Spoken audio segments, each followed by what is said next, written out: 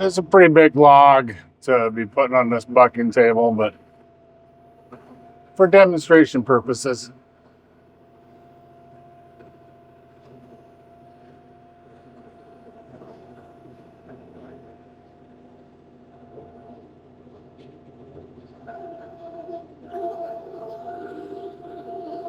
This works a lot better with a grapple because you can just set it there. You don't have to roll it off.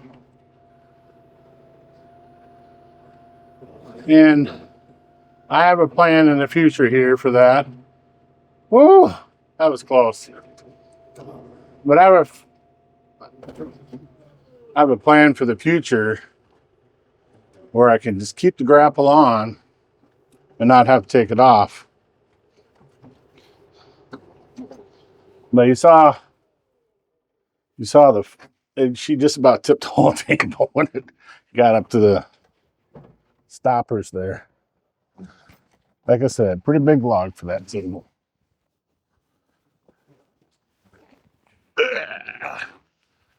That's some manly strength right there. All right, time to cut some up.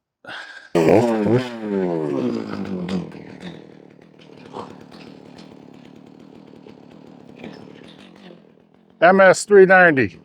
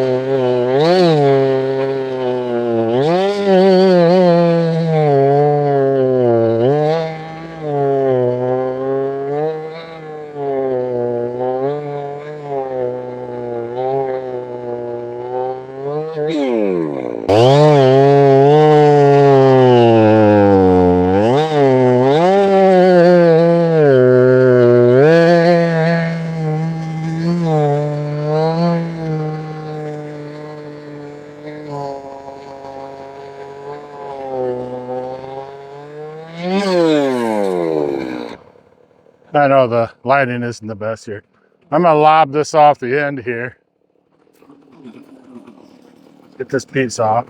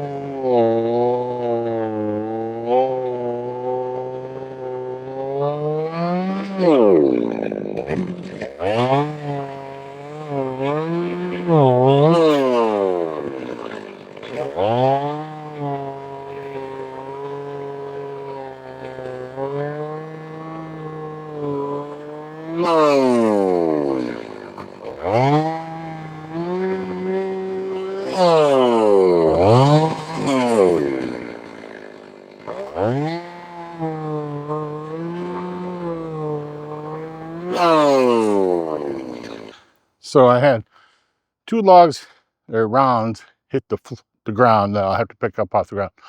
All the rest, I just have to transfer from the bucking table to my staging table. It's kind of the beauty of this system.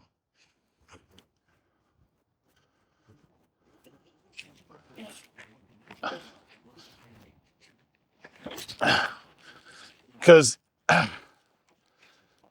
these things aren't light.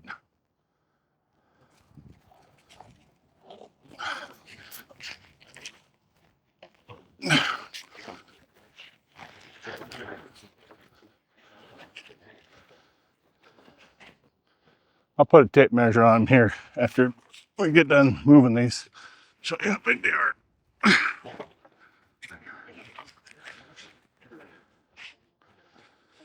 But see, I just kind of work my way down the line. I don't have to go very far then.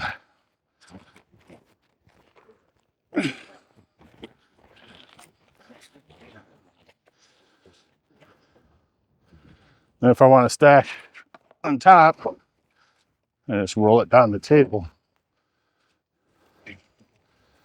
Take it out the edge. And do that with this one down here if it didn't break into 2 pieces. I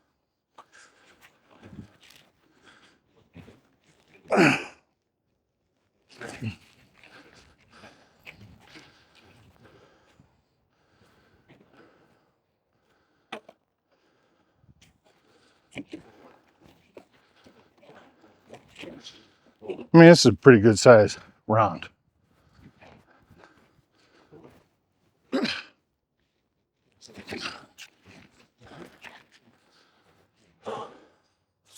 It's a lot of wood.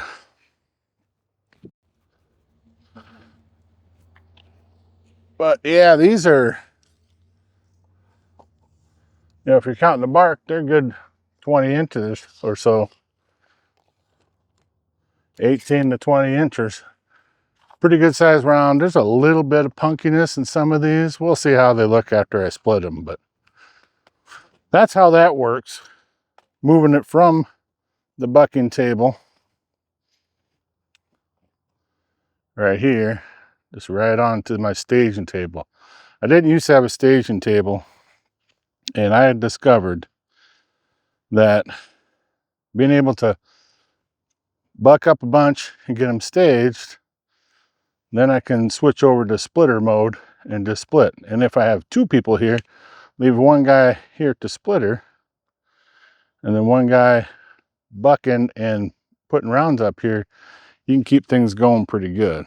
So next, I'm going to just show you a little bit of how the splitting process goes.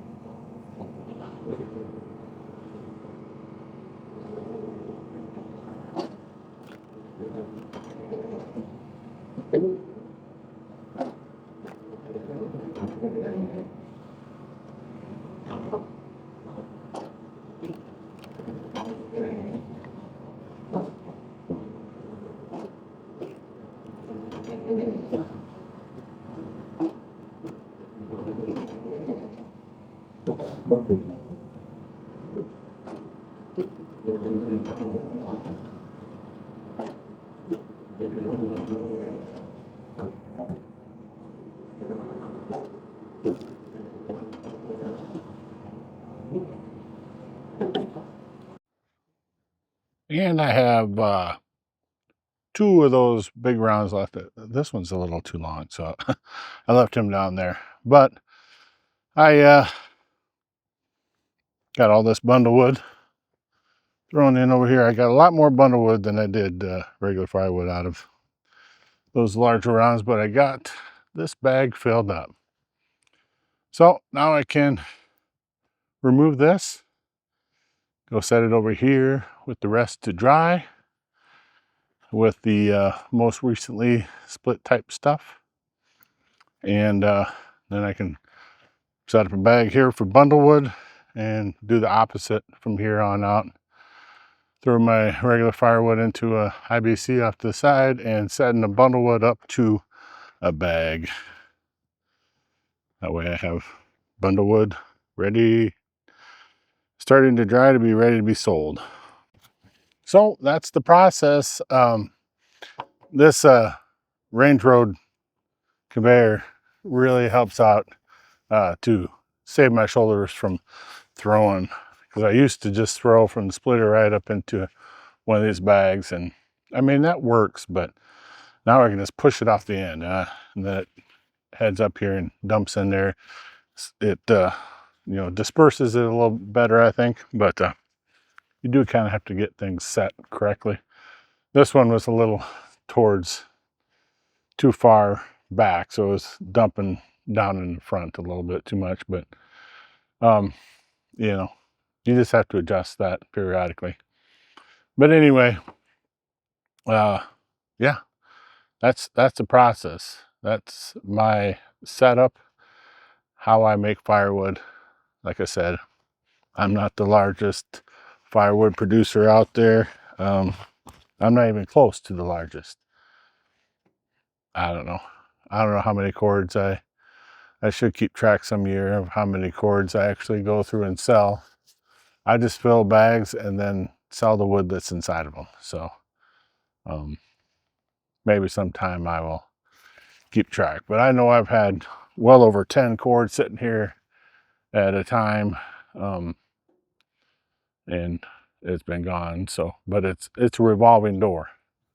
I'm selling it and I'm making more constantly, except for the dead of winter. I don't like working in the extreme cold. Some guys do, not my thing.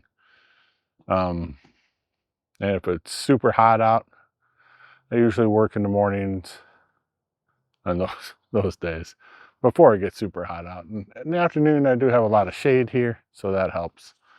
And there's always a breeze, so that's helpful too. But hopefully you learned something from my little firewood setup here.